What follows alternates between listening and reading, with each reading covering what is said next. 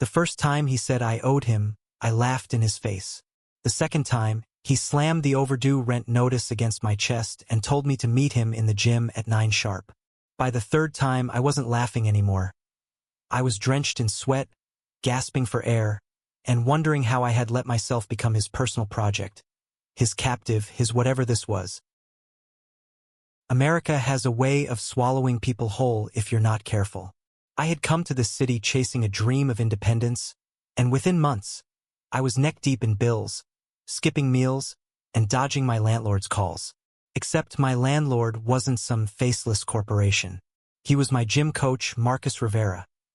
A man built like a storm, equal parts intimidating and mesmerizing, who had decided that instead of evicting me, he would break me down and rebuild me with his own 2 hands. Marcus wasn't cruel.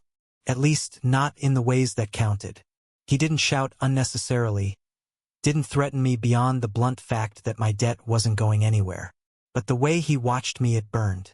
His eyes followed every rep, every drop of sweat that slid down my jaw. When he adjusted my form, his touch lingered just a fraction too long, firm but careful, like he was sculpting something fragile. And maybe that's what I was, fragile. "Again," he commanded, standing behind me as I struggled with the barbell. His voice was low, steady, a current that pulled me forward no matter how much I wanted to collapse. "I can't," I groaned, my arms shaking. "You can. You just don't want to." That was Marcus, always cutting through my excuses.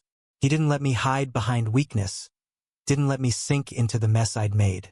First, I hated him for it. Then I realized, under the hatred, there was something else. Something that terrified me even more than debt or failure. Because when he looked at me, I felt seen. Not just as a tenant or a burden, but as a person worth fixing, worth saving. The nights blurred into each other. Me stumbling into the empty gym, Marcus waiting with that unreadable expression, and hours of sweat, pain, and silence broken only by his commands. Somewhere along the way, those nights stopped feeling like punishment. They became something else, something I didn't dare name. One evening, after a brutal set of push-ups that left my arms trembling like jelly, I lay flat on the mat, staring at the ceiling. "You enjoy this too much," I muttered between ragged breaths. Marcus crouched beside me, his shadow swallowing mine. "I enjoy watching you not give up. That's not the same thing." "It is, for me." I turned my head, and our eyes locked. For a moment, the world shrank to just the space between us. The smell of sweat and iron, the faint hum of fluorescent lights. His gaze softened, almost imperceptibly, and my chest tightened. I wanted to say something, anything, to break the tension, but words stuck in my throat, and maybe that was for the best because what came next wasn't words at all. He reached out, brushing his fingers against my wrist, checking my pulse like it was the most natural thing. But his touch lingered, and I didn't pull away. Couldn't. The line between debt and desire blurred that night. And I realized, with a mix of dread and longing, that Marcus Rivera wasn't just my coach, my landlord, or my punishment. He was becoming something far more dangerous. He was becoming the reason I didn't want to run anymore. The air in the gym that night was thick, heavier than usual. Maybe it was the silence between us, or maybe it was just me, lying there on the mat, unable to escape the weight of his hand still ghosting over my skin. I tried to focus on my breathing, counting each inhale, each exhale, but it was impossible when Marcus's presence pressed down harder than any barbell I'd ever lifted. "Get up," he finally said, voice steady, giving nothing away. I obeyed, though my muscles screamed in protest.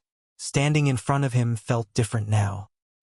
His eyes, dark and steady, seemed to be searching for something in me, as if daring me to admit the truth neither of us had spoken aloud. "What is this to you?" I blurted before I could stop myself. My voice cracked like I was a teenager again, and I hated how small it made me sound. Marcus's jaw tightened. He stepped back, crossed his arms, and looked at me like I was the dumbest man alive. "This is you paying your debt. That's all," I pressed, needing an answer I wasn't sure I could handle. His silence was brutal. It stretched between us until it felt like a wall, and I wanted to punch through it to drag something honest out of him. Anything. But all he did was hand me a water bottle and turn away. That should have been the end of it. I should have swallowed my pride, finished the workout, and gone back to my tiny, suffocating apartment upstairs. But I couldn't. "Marcus," I said, softer this time, "I'm not just another tenant to you, am I?" His back stiffened. For a moment I thought he'd ignore me. Then, slowly, he turned, and there it was, that flicker of vulnerability in his eyes, gone as quickly as it appeared. "You're the one making this complicated," he said. Maybe I was. Maybe I always had been. The next week, he pushed me harder than ever. Deadlifts, squats, drills that left me staggering out of the gym with my legs on fire. It was punishment, I could tell. A way to silence whatever had cracked open between us. But the harder he pushed, the more I felt myself changing. My body was growing stronger, yes, but so was my resolve. The boy who had moved to the city terrified of failing, of being seen, of being left behind, he was fading. In his place was someone who could meet Marcus's gaze without flinching. Someone who wanted more than just survival. One night, after I managed to hold a plank longer than I thought humanly possible, Marcus actually smiled. Not the smirk I'd seen when he was mocking me, not the half-smile he gave strangers. A real smile. It was small, almost hidden, but it was there. "You're tougher than you think," he said quietly. The words hit harder than any weight I'd lifted. Tougher than I think. Nobody had ever said that to me. Nobody had ever believed it, not even me. I wanted to thank him, to tell him how much that meant, but the words tangled in my throat. Instead, I just nodded, pretending to focus on wiping sweat off my face. That night, lying in bed, I replayed his smile over and over. It wasn't just encouragement. It was pride. And maybe, just maybe, something more. But reality has a way of cutting through fantasies. A few nights later, as we wrapped up another grueling session, a woman appeared at the gym. She was stunning, tall, confident, with hair that looked like it belonged in a shampoo commercial. She walked straight up to Marcus like she owned the place. "Babe," she said, wrapping her arms around his neck. I froze. My chest tightened like a vice, and suddenly the air in the gym wasn't enough. Marcus didn't push her away. He didn't even look surprised. He just held her lightly, like it was the most natural thing in the world. "This him?" she asked, glancing at me with a smile that didn't reach her eyes. "The tenant you were talking about?" My stomach dropped. He talked about me, to her. "Yeah," Marcus said simply. I didn't wait to hear more. I grabbed my bag and bolted, ignoring the way my legs trembled from exhaustion, ignoring the sound of Marcus calling after me. Back in my apartment, I slammed the door shut and pressed my back against it, my chest heaving. Stupid. I was so stupid. I'd let myself believe there was something between us, when in reality, I was nothing more than a responsibility, a debt, a charity case. I didn't go back to the gym the next night, or the one after that. But Marcus didn't let me disappear. On the third night, there was a knock at my door. When I opened it, he stood there, arms crossed, expression unreadable. "Why are you avoiding me? Shouldn't you be with your girlfriend?" I snapped before I could stop myself. His brows furrowed. "Girlfriend? The woman at the gym," I spat. "The one who called you, babe." For a moment he just stared at me. Then, to my shock, he laughed. Not a cruel laugh, but one full of disbelief. "She's my sister, Alex." The room tilted. "What?" "My sister, Elena. She was dropping by after work." "Jesus, you think I'd—" He shook his head, still half smiling, half annoyed. "You really are an idiot sometimes." Heat rushed to my face. Embarrassment, relief, and something dangerously close to hope all tangled inside me. "I didn't know." "You didn't ask," he said, stepping closer. "You just assumed, and then you ran." I opened my mouth to argue, but nothing came out, because he was right. He took another step forward, and suddenly he was so close I could feel the heat radiating off his body. My breath hitched. "You think I'd spend every night here with you," he said slowly. "If you were just a debt to me?" My heart pounded in my chest. "Then what am I?" His eyes locked onto mine, and for once he didn't look away. "The reason I stay." The words crashed over me, knocking the air from my lungs. And before I could think, before I could stop myself, I closed the distance between us. Our lips met, hesitant at first, then urgent, desperate, like everything we'd been holding back was finally spilling over. His hands cupped my face, strong and steady, while mine clutched at his shirt as if letting go would send me plummeting. When we finally broke apart, I was breathless. He pressed his forehead against mine, eyes closed, and whispered, "Don't run from me again." I couldn't have run if I tried. From that night on, everything changed. Training sessions were no longer just about pushing limits. They were about the way his hand lingered on my back, the way his gaze softened when he caught me struggling, the way we brushed against each other in the empty gym and didn't pull away.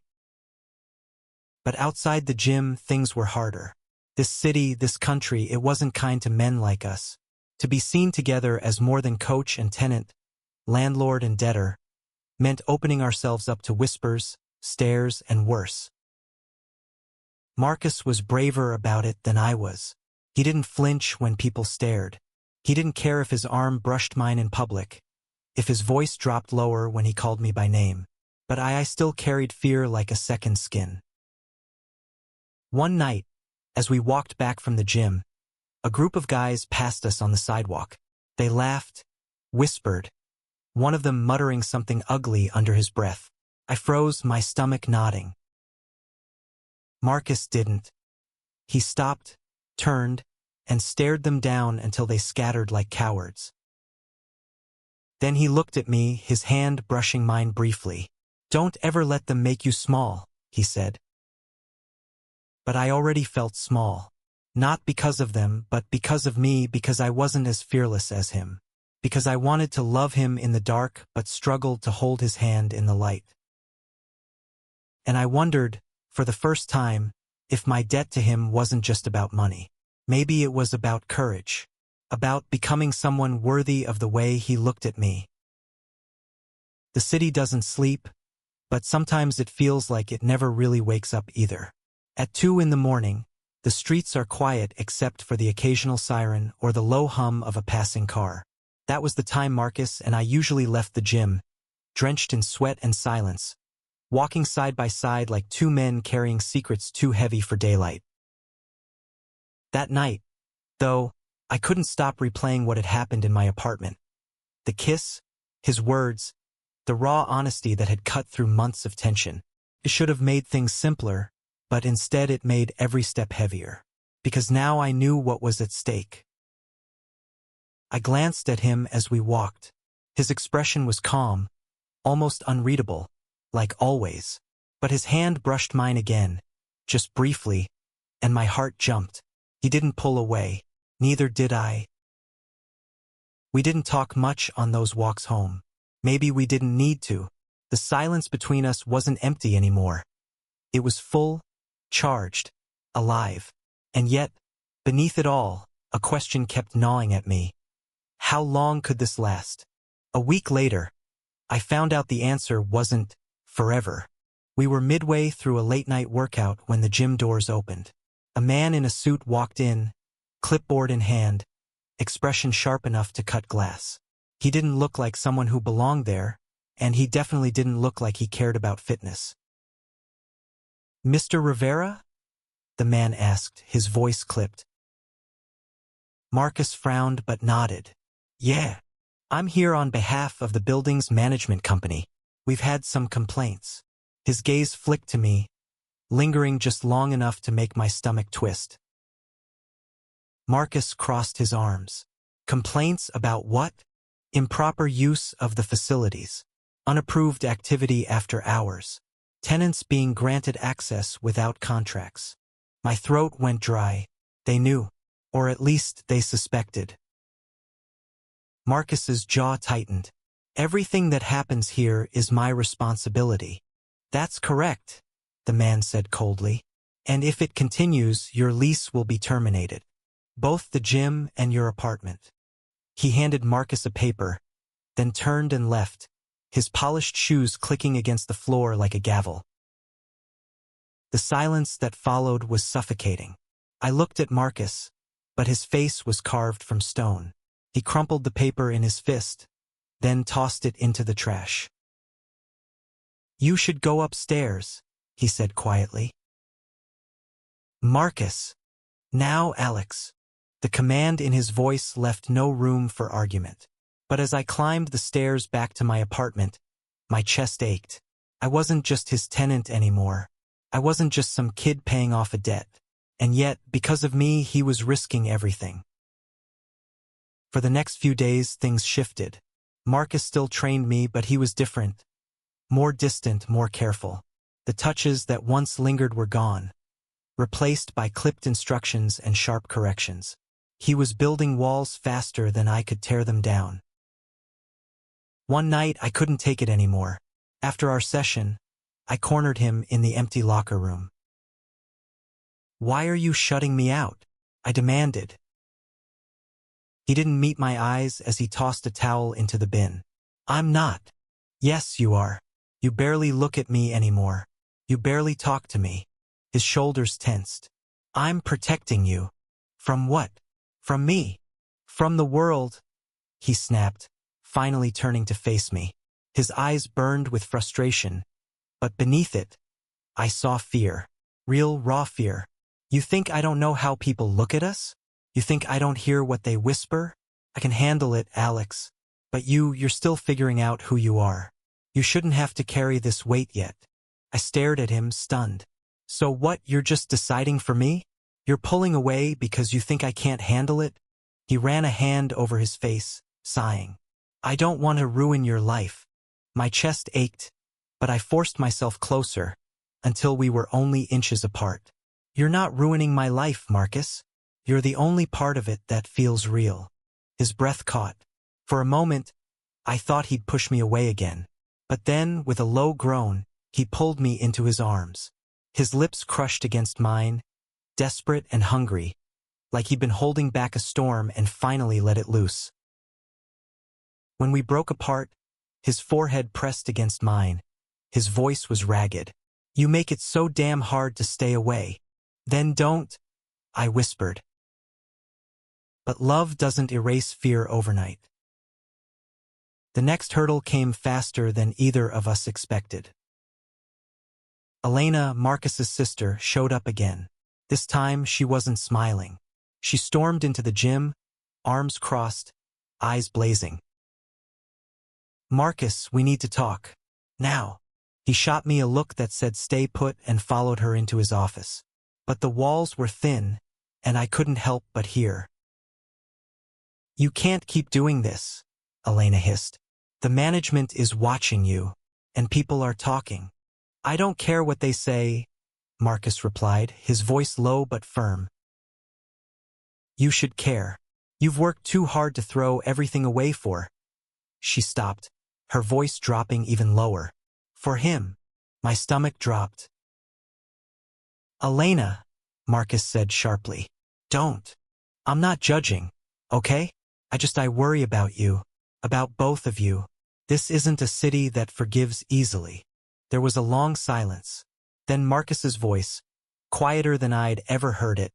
"He's worth it." I pressed a hand against the wall, my chest tight, my throat burning. Hearing him say it, "He's worth it," was like being set on fire from the inside out. But it also terrified me, because if I was worth it, that meant he was willing to risk everything.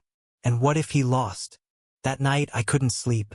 I lay awake in my apartment, staring at the ceiling, hearing his words over and over.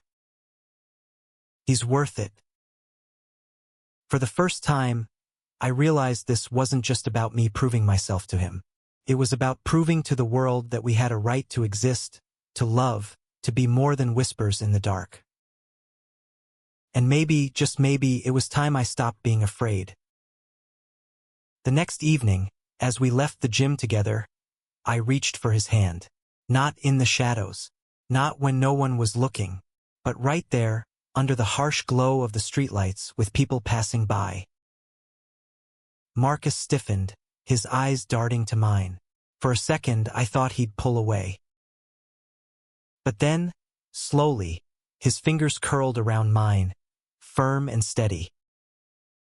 The whispers came, the stares followed, but for the first time I didn't care. Because his hand in mine felt stronger than all of it. And in that moment, I knew we weren't just surviving anymore. We were living. The first time we walked down Main Street holding hands, I felt like my skin was on fire. Every set of eyes on us was a torch, every whisper a blade. But Marcus held his head high, grip steady, like he was daring the world to challenge him. And me, I wanted to shrink into the pavement, yet at the same time I wanted to shout it out loud. This is mine. He is mine. We didn't talk much that night. We didn't have to. The silence between us wasn't shameful anymore. It was defiance, a declaration. But declarations have consequences. The fallout started small. A neighbor, Mrs. Green, stopped saying hello in the lobby. A couple of guys who used to nod at Marcus in the gym started avoiding his eyes. The whispers grew louder, the stares sharper. Then came the warning notice, slipped under Marcus's office door. Final strike. If he continued unauthorized after-hours training, the gym would be shut down permanently. Marcus showed it to me without flinching. "This is what they want," he said, his voice steady. "They want me scared enough to stop. And you're not," I asked, my stomach twisting. He looked at me then, eyes dark and steady. "I'm scared of a lot of things, Alex, but losing you isn't one of them." I didn't know whether to kiss him or scream, because as much as I wanted to believe him, a part of me couldn't shake the fear that maybe, one day, this would all be too much, even for him. The city doesn't make room for love like ours. At least, that's how it felt the night we got cornered outside a bar. We'd gone out late, not for drinks. Marcus didn't really drink, but for the food truck tacos he swore were the best in town. We laughed, argued about the proper amount of hot sauce, and for a little while it felt like the world wasn't watching. Until 3 men blocked our path. They weren't strangers. I recognized them from the gym. Regulars who always lifted in groups, always smirked when I walked by. Tonight, their smirks were gone. "You think this is cute?" One of them sneered, looking at our joined hands. "Bringing that into our gym?" Marcus's grip tightened around mine. "Walk away," he said, his voice low, dangerous. But they didn't. One stepped closer, jabbing a finger into Marcus's chest. "People like you don't belong here. You hear me?" Before I could react, Marcus moved. He didn't hit the guy, he didn't need to. He just grabbed his wrist, twisted it back gently but firmly, and stepped into his space. "You don't get to decide where I belong," Marcus said, voice sharp as steel. The man winced, his bravado faltering. His friends shifted nervously. Then, muttering curses under their breath, they backed off, disappearing into the night. My heart was still racing when Marcus turned to me. His expression softened, but his hand stayed steady in mine. "You okay?" I nodded, though my chest was tight. "How do you do that?" "Do what?" "Not care. not flinch. He sighed, running a hand over his face. Who says I don't care, Alex? Every damn time. But I can't let them see it. Because the second I do, they win. I swallowed hard, staring at him. And for the first time, I wondered if I could ever be that strong. The next morning, Elena cornered me in the lobby. Can we talk? She asked, her voice softer this time. I hesitated but nodded. We sat on the steps outside, the morning sun casting long shadows. I know you care about him, she began. I can see it. And believe me, he cares about you too. I bristled. Then what's the problem? The problem is, Marcus has spent years building this life. This gym, this building, it's everything to him. And now he's risking it all. For me, I said quietly. Yes, for you. But do you understand what that means? If he loses this place, he loses his home, his career, everything he's fought for. Her words cut deep because they were true. I wanted to believe love was enough. But love doesn't pay rent. Love doesn't fight city councils or silence rumors. I'm not asking you to leave him, Elena continued. I'm asking you to think about what you're both walking into, and decide if you're strong enough to carry it. I didn't answer, couldn't, because deep down I wasn't sure. That night, Marcus found me pacing in my apartment. You've been quiet all day, he said. I turned to him, the weight of Elena's words pressing down. What if she's right? What if this isn't fair to you? He frowned. What are you talking about? Your gym, your reputation, everything you've worked for. You could lose it all because of me. Because of us, he corrected sharply. Don't put this on yourself. This is my choice. But it's my fault you're in this mess, I whispered. He stepped closer, tilting my chin up until I met his gaze. Listen to me, Alex. You were never a mess. You were the reason I stopped going through life on autopilot. You gave me something to fight for. Tears burned my eyes. And what if we lose? Then we lose together. His voice cracked, just slightly, but his grip on me was steady. But I'd rather lose everything than lose you. That broke me. I pulled him into a kiss, fierce and desperate, pouring every ounce of fear and love into it. His arms wrapped around me, grounding me, reminding me that whatever the world threw at us, we weren't facing it alone. But the world wasn't done testing us. 2 days later, the official notice arrived. The gym was scheduled for inspection. One wrong move, one tiny violation, and Marcus would lose everything. We spent the next nights cleaning, repairing, double-checking equipment. But no matter how much we scrubbed or tightened bolts, there was no fixing the bigger problem. Us.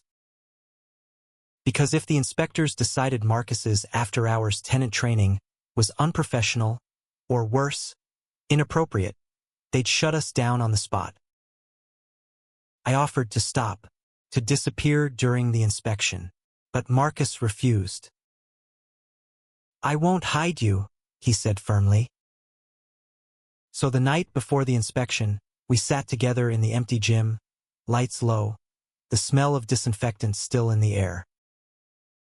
What if this is the end? I asked quietly. Marcus leaned back against the wall, pulling me into his side. Then it's just the beginning of something else. I wanted to believe him, but as I closed my eyes, resting my head against his chest, the steady rhythm of his heartbeat was the only thing keeping my fear at bay. Tomorrow, everything could fall apart. But tonight, we had each other. The first time I realized my heart had shifted was not during one of our sweat-soaked training sessions. Not when Caleb barked orders or corrected my posture with those stern, calloused hands. It happened in silence, one of those rare pauses between our nightly routines. He was leaning against the weight rack, towel draped around his shoulders, his chest heaving from his own workout. He caught me staring. Instead of teasing me, as he usually did, his gaze softened. And in that moment, I knew I was in trouble. but trouble had already defined the foundation of us. For weeks, the routine had been relentless. Train hard, pay off the debt with sweat, endure his sharp tongue and those punishing circuits. I'd cursed him under my breath 1,000 times. Yet every night, as the rest of the city wound down, I found myself walking to that dimly lit gym, knowing Caleb would be waiting. And somewhere along the way, resentment blurred into something rawer, something I couldn't name without my pulse stuttering in my chest. He wasn't just my trainer. He'd become the gravity that pulled me forward. The shift between us began subtly. Caleb's corrections grew less harsh, his encouragement more measured. He no longer pushed me just to watch me fail. He pushed me because he wanted me to rise. He began to share small fragments of himself. How he came to New York with nothing but a duffel bag. How he'd slept in the very gym he now owned. How loneliness was sometimes louder than the weights clanging around him. "I guess I built this place because I didn't know where else to go," he admitted one night, wiping his brow.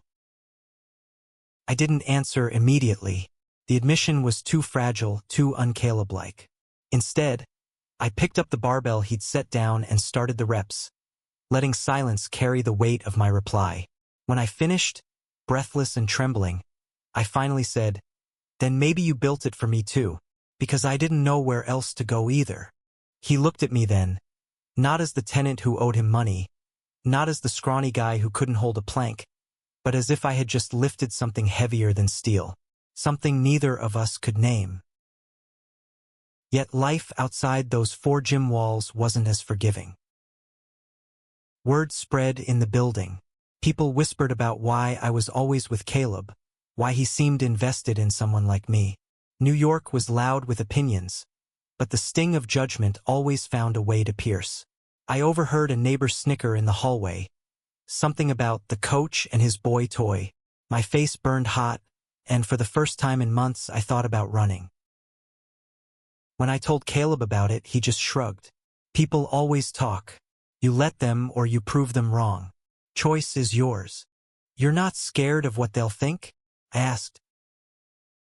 He paused, flexing his hand as though weighing invisible dumbbells. "I've fought harder battles than gossip. But if you are tell me now." That was Caleb, always giving me an out, even when he chained me here with debt. And the truth was, I didn't want the out anymore. The night everything came crashing into clarity was storm-soaked. Rain battered against the gym windows, thunder shaking the walls. Power flickered once, twice, before the lights surrendered to darkness. Caleb cursed under his breath, but instead of calling it quits, he lit a row of candles he must have kept for emergencies. Their glow softened the brutal edges of the gym, turning iron and sweat into something almost holy. We sat side by side on the mat, drenched in shadows and flickering light. The storm outside raged, but inside, silence pressed heavier than any weight I had ever lifted. "You've changed," Caleb said suddenly. I laughed, a shaky sound. "Is that your way of saying I'm less pathetic now?" His lips curved, almost a smile. "Not less pathetic. Stronger, more stubborn, and braver." The air thickened. My chest felt too small for the pounding inside it. And before fear could stop me, I whispered, "Or maybe I'm just falling for my coach." The storm outside cracked like applause, lightning spilling across his face. He didn't flinch. He didn't scold. Instead, Caleb leaned in, his hand finding the back of my neck, grounding me even as the world tilted. The kiss was not soft. It was hungry, unpracticed, almost desperate, like both of us had been waiting for the storm to rip the truth out of us. When he pulled away, our breaths tangled, uneven and wild. "Don't say things you don't mean," he warned, his voice gravel rough. "I've never meant anything more," I said. And this time, when he kissed me, it was slower, certain, like a promise. The days that followed were no easier. Love didn't erase the debt. Affection didn't quiet the gossip. There were fights, Sharp, painful words thrown like dumbbells across the space between us. I accused him of controlling me, of treating me like another one of his routines. He accused me of doubting him, of caring too much about the noise outside. We both were right. We both were wrong. But no matter how hard the fights, I kept returning to that gym. And every time I did, he was there, waiting. One night, after another shouting match that left me shaking, I found him sitting on the floor by the squat rack. He didn't look up as I approached, just spoke into the silence. "I lost everything once," he said. "Family, friends, my own damn self. I can't go through that again." His hands curled into fists. "If you walk away, don't come back, because I won't survive losing this twice." I knelt beside him, forcing him to look at me. "Then don't give me reasons to walk." And just like that, the fight dissolved. We were clumsy, broken men trying to hold something fragile between us. And slowly, painfully, we learned how. By the time spring spread across the city, the gym had become more than a place of repayment. It was our sanctuary. Caleb taught me discipline, how to push past limits without losing myself. I taught him vulnerability, how to lean on someone without calling it weakness. We carved out a life imperfect but ours. The whispers never fully stopped, but they grew quieter as our bond grew louder. My debt faded, dollar by dollar, until one night Caleb tossed the ledger aside and said, "You don't owe me anymore." I smiled, slipping my hand into his. "I never did. You just wanted me here." His laugh was rough, unsteady, but his eyes, those stormy, unyielding eyes, were softer than I'd ever seen. Damn right I did. The final scene of us wasn't dramatic. No grand declarations, no cinematic confessions in the rain. It was simple. We were on the rooftop of our building, the city sprawling beneath us in glittering chaos. Caleb had his arm around me, my head against his chest.